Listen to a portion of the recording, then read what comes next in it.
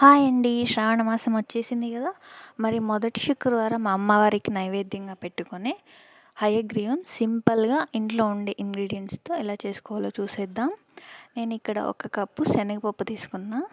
దీన్ని శుభ్రంగా 1కి 2 సార్లు కడిగి 1 అవర్ పాటు నానబెట్టుకోవాలి. 1 అవర్ తర్వాత నానబెట్టిన నీళ్ళన్నీ వంపేసి, నానిన శనగపప్పుని ఒక కుక్కర్‌లోకి తీసుకొని, 1 గ్లాస్ శనగపప్పుకి 2 గ్లాసుల నీళ్ళేసుకోవాలి. ఎక్కువ నీళ్ళు అవసరం ఉండదు. పప్పు ఎక్కువ మెత్తబడాల్సిన అవసరం లేదు.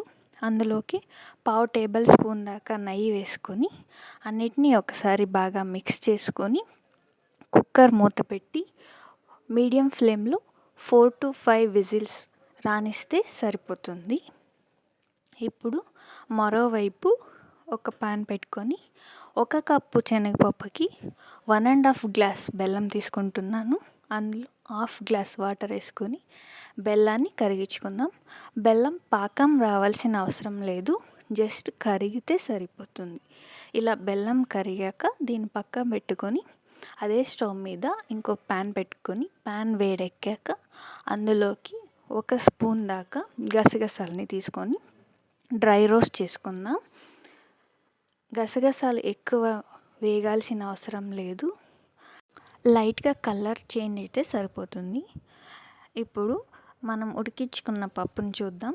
కుక్కర్ ప్రెషర్ వదిలేసాక చూస్తే పప్పు ఇక్కడ బాగా ఉడికింది. పప్పు మెత్తబడాల్సిన అవసరం లేదు, జస్ట్ మనం ఇలా వేలుతో తీసుకొని ప్రెస్ చేస్తే అది మెత్తగా అవ్వాలి.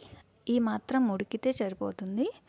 ఇప్పుడు నేను ఇక్కడ పప్పు గుత్తి తీసుకొని దీన్ని లైట్గా మ్యాష్ చేసుకుంటున్నా.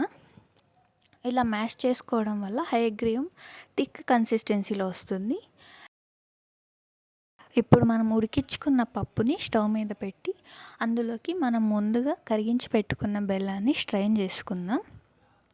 ఇవన్నీ ఒకసారి బాగా మిక్స్ చేసి 5-6 మినిట్స్ మీడియం ఫ్లేమ్లో పెట్టి బాగా ఉడికించుకుంటే పప్పులోకి బెల్లం బాగా పట్టి టేస్ట్ బాగా వస్తుంది.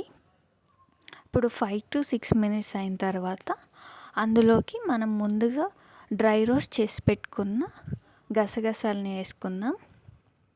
అలాగే 1 టేబుల్ స్పూన్ ఏలకల పొడి వేసుకుందాం. ఇవన్నీ బాగా మిక్స్ చేసుకొని మరో 2-3 మినిట్స్ మీడియం ఫ్లేమ్లో పెట్టుకొని ఉడికించుకోవాలి. ఇప్పుడు ఇంకోవైపు పాన్ పెట్టుకొని అందులో 1 టేబుల్ స్పూన్ గీ వేసుకొని, మీరు గీ ఎక్కువ ఇష్టపడే వాళ్ళైతే ఎక్కువ వేసుకోవచ్చు. గీ వేడెక్కాక అందులోకి క్యాష్యూస్ తీసుకున్న. క్యాష్యూస్ని 1 మినిట్ ఫ్రై చేశాక అవి బ్రౌన్ కలర్గా మారుతాయి. క్యాష్యూస్ ఫ్రై అయిన తర్వాత అందులోకి కిస్మిస్ తీసుకున్న. కిస్మిస్ బాగా ఫ్రై అయ్యాక అందులోకి 2 టేబుల్ స్పూన్ల దాకా తురిమిన ఎండు కొబ్బరి తీసుకుంటున్నా. ఎండు కొబ్బరి వల్ల మనకి మంచి ఫ్రేగ్రెన్స్ అండ్ టేస్ట్ కూడా ఎన్హాన్స్ అవుతుంది.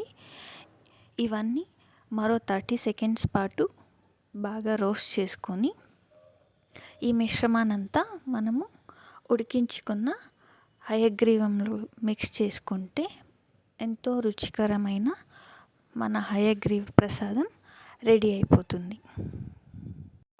వీడియో నచ్చితే లైక్ చేయండి, సబ్స్క్రైబ్ చేసుకోండి. Thank you.